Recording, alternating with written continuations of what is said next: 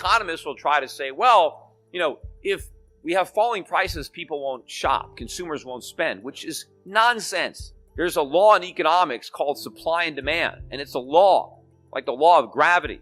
And what does supply and demand say? As price goes down, demand goes up. The economists want us to think that as price goes down, demand goes down. It's no. When prices go down, people spend more money, not less money. So falling prices stimulates, encourages demand. It's rising prices that diminishes the capacity of people to spend. So if you're trying to create demand by rising prices, you're going to achieve the opposite result. So what is really behind all the rhetoric? Why do central bankers want inflation? Because it doesn't help their economies. The reason that they want inflation is to sustain asset bubbles and to wipe out their debts. You've got a lot of governments that have borrowed too much money. Politicians have lied to voters. They promised something for nothing, and they can't deliver. And they don't want to honestly default, so they want to inflate away their obligations. But they can't just say we want to print money to wipe out our debt or to sustain asset bubbles. So they have to make up this lie to say, well, we're doing it to help the economy. We have to make sure that we have inflation, that it's too dangerous if inflation is too low. I mean, there's never been a period of time. It used to be if a central bank had inflation that was 1%, they would brag about it. Hey, this is great. Look, our inflation is really low. Now, if your inflation rate comes out at 1%, oh my God, what are you going to do? It's, you need more inflation. As if it's some kind of necessary ingredient to economic growth. It's not. And especially as an investor, that's your big enemy. Inflation is destroying your purchasing power. It's robbing you, right? It's a transfer of wealth from the saver, the wage earner, to the government. It's just like a tax, but it's a very surreptitious tax because people don't understand that they're being taxed. And the biggest irony is the way governments now measure inflation. They've altered it so much that the numbers are low. Like in America, the way we calculate inflation, the numbers we get are too low. They say inflation is 1.5%, 2% a year. But if we calculated it the way we did back in the 70s or 80s, it'd be 5 to 10% a year. So they changed the methodology for calculating inflation so that it guarantees a low number. And then they complain that we don't have enough inflation so they can create more of it, which is their goal all along. But again, if I'm right, and if the inflation rate is not 1 to 2%, but 3, 4, 5, 6%, then that means that the economy has been contracting all of these years. Because when we take GDP, we have to deflate it. And if the deflator is too low, then the result is too high.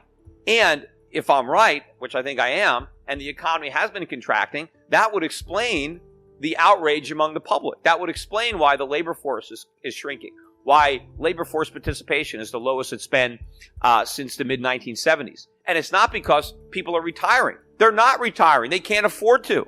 Right? And labor force participation among men is at the lowest it's been in the history of the republic. So even our per capita energy use is going down. All the actual anecdotal evidence is consistent with a shrinking economy, not a growing economy. But yes, we have record stock prices, sure, because of all the inflation. We have record real estate prices. But the average American isn't even benefiting. The average American doesn't own stocks anymore because he's broke. He lost his money in the stock market collapse.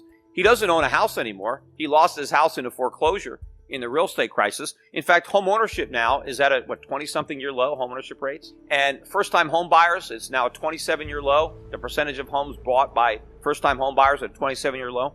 And I remember, they reported that on CNBC, and they were saying, well, why is this? With all these jobs being created, why aren't people buying houses? Well, because, the jobs that are being created are, minimum wage jobs. You can't, if you got a part-time job at McDonald's cooking French fries, you can't exactly buy a house with that paycheck. So all the anecdotal evidence is consistent with a contracting economy. Yet the government numbers say the economy is expanding, but it's the numbers that are wrong. See, the media keeps saying, well, there's a disconnect between the public and reality. No, the public understands how bad the situation is. The disconnect is between the data and reality, or in many cases, the way Wall Street wants to interpret that data.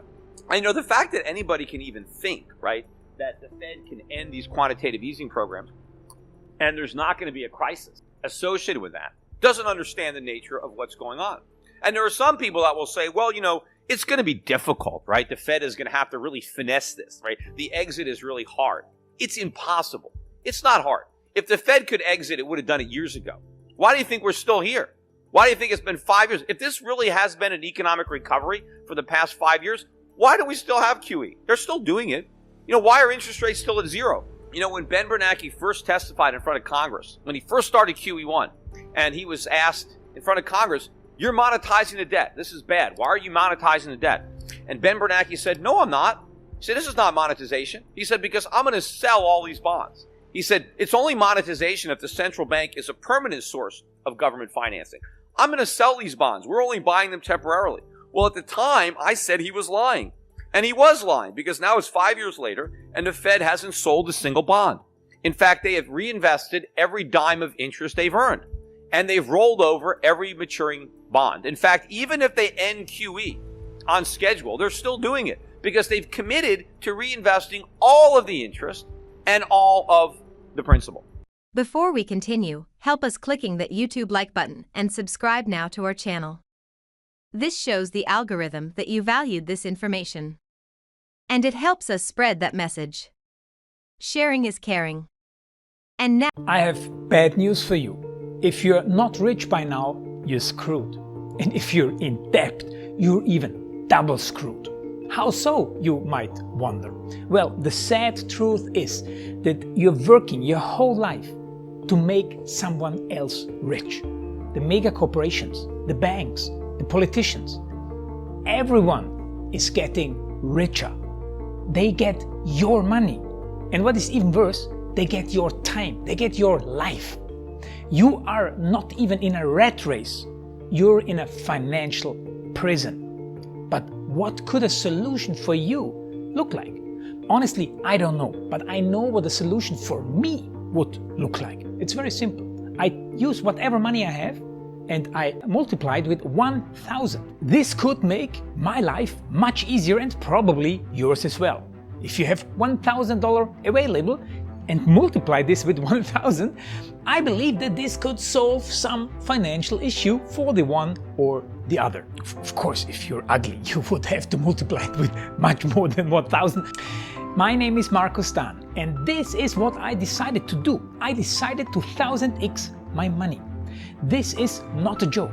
I know what you may be thinking. What is this guy talking about? How should this work? This is not possible. Well, I made a detailed video where I laid out my plan. And some clever folks might even want to look at this plan and copy it and do exactly what I do. This is just a little hint on the side. You have two options. You leave, you forget what you have seen. You do whatever you're doing and you hope that somehow you get some other results. Good luck with that. Or you click the link below the video. You enter your email address, because I'm not showing this to everybody. You at least watch my video on how I plan to 1000x my money. The choice is yours. Make the right choice. Join me. See what a different future you could have. See at least how I plan to do the 1000x. So click on the link below, enter your email address, and I see you on the other side. Your Markus Dahn.